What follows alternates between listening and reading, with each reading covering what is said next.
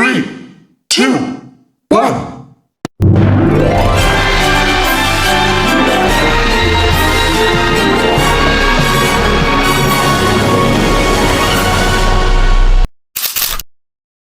Makhluk berarti sesuatu yang diciptakan.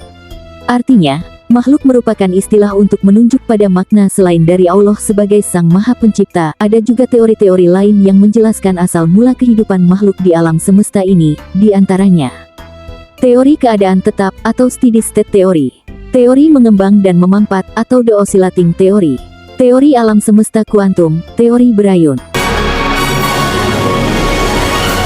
Assalamualaikum warahmatullahi wabarakatuh.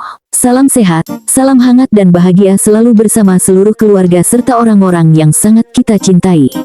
Demikian harapan kami kepada seluruh pemirsa channel Darul Ilmi ini. Pada video kali ini, Anda akan kami ajak untuk menembus ruang dan waktu, menjelajah jauh kembali ke masa awal saat pertama kali makhluk diciptakan oleh Sang Penciptanya.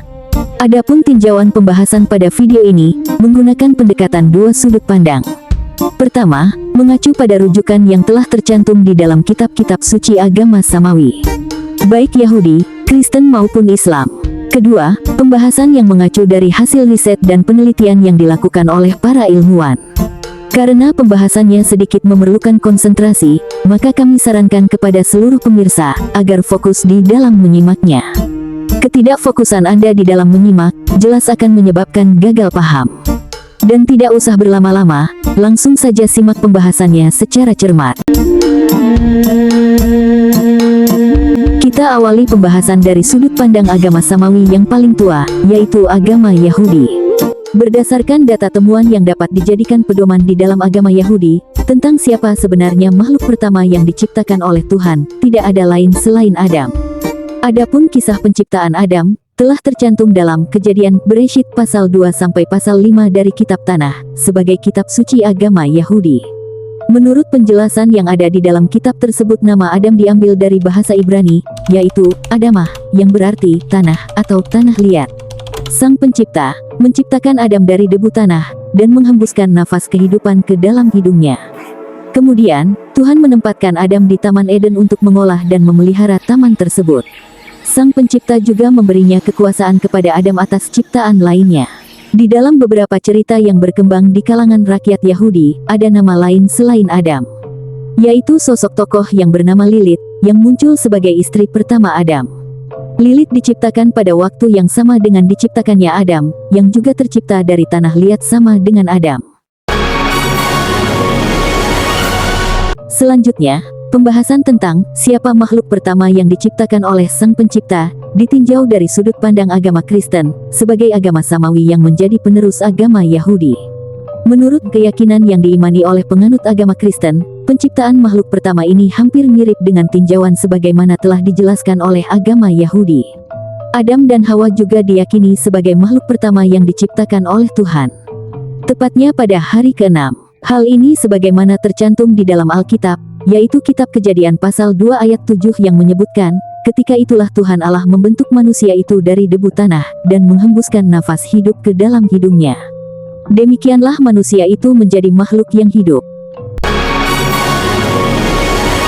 Selain persamaan, ada beberapa poin perbedaan antara tradisi yang diyakini antara agama Kristen dengan keyakinan Yahudi, terkait dengan Adam dan Hawa ini.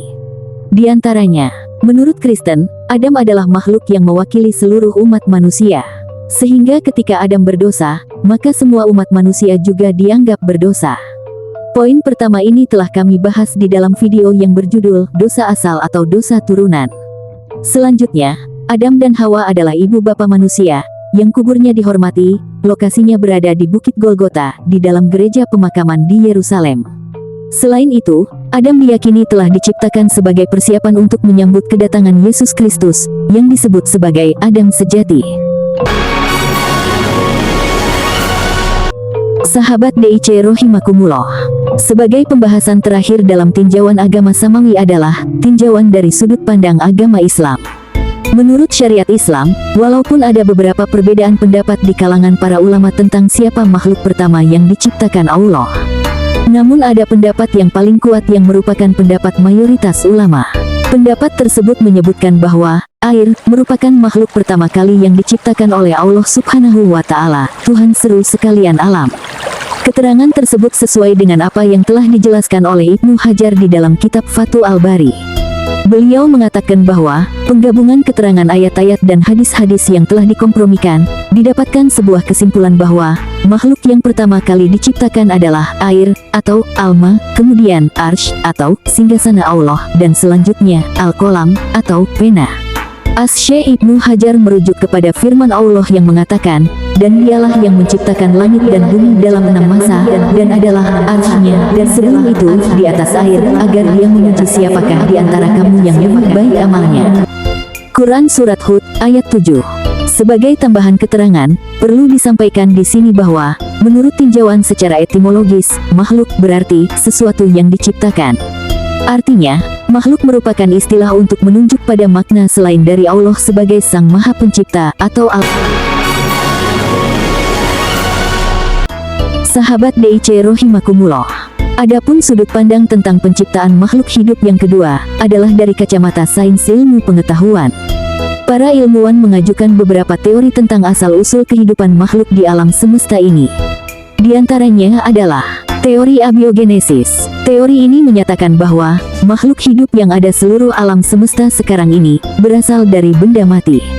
Teori ini juga dikenal dengan sebutan generatio spontanea. Teori ini pertama kali dikemukakan oleh Aristoteles, seorang filosof Yunani yang hidup pada tahun 384 sampai 322 Masehi. Kedua, teori Big Bang.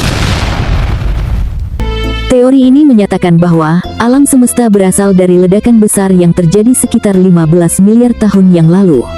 Ledakan tersebut berasal dari gumpalan massa yang sangat besar dan sangat panas. Sisa ledakan tersebut kemudian menyebar dan membentuk awan atau nebula.